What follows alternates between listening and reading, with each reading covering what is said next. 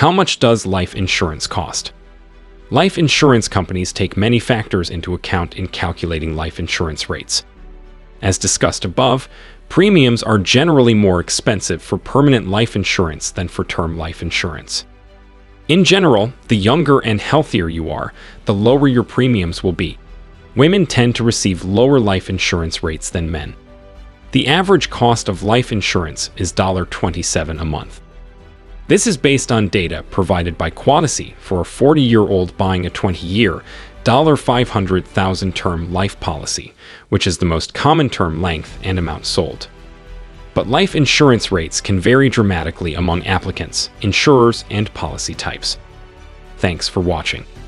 To get more videos related to loan and insurance, please subscribe to our channel.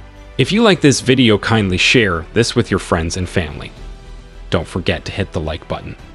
If you have any queries, please comment in the comment section.